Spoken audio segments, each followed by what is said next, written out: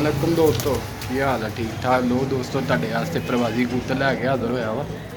जेह्ड़े भरा नूं चाहिए होण कॉल करे, व्हाट्सअप करे, कार हो जाएंगे।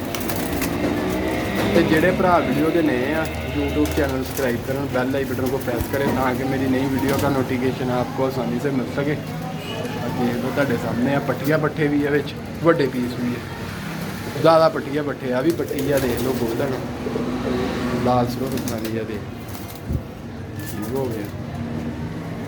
शौक करते जाओ, कल्ले कल्ले पीस का तुहानूं शौक भी आ भी पट्ठी है। आ देख लो तुहाडे सामने आ भी कबूतर वड्डे आ ते खब्बे पिया आ।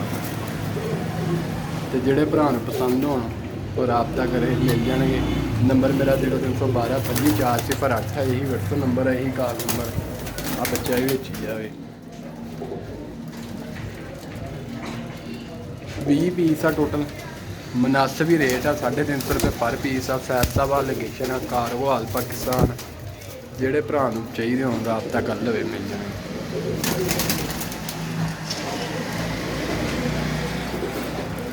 वीडियो में लाइक करा करो, शेयर करा करो, चैनल भी सब्सक्राइब करो।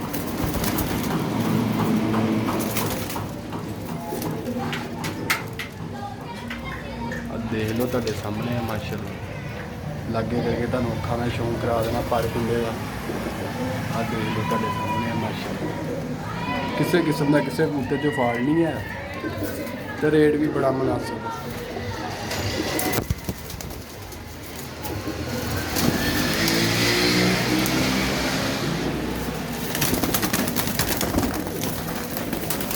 देख लो माशाअल्लाह, कलर वाले कलफड़े कुंडे भी बेची है, पट्टिया पट्ठे बेची है, रेट भी मुनासिब है, जिहड़ा मर्जी भरा लै सकदा। तो वीडियो में लाइक भी करा करो, शेयर भी करा करो, चैनल भी सब्सक्राइब करो। लाइक तुहाडे सामने माशाअल्लाह,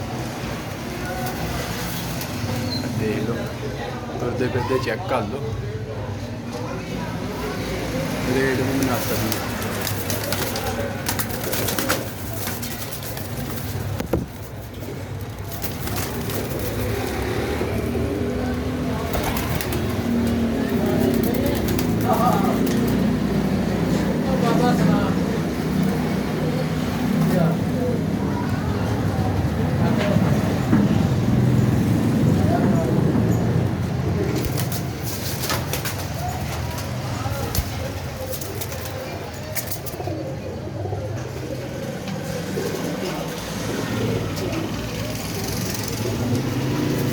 चाले के पीस साहब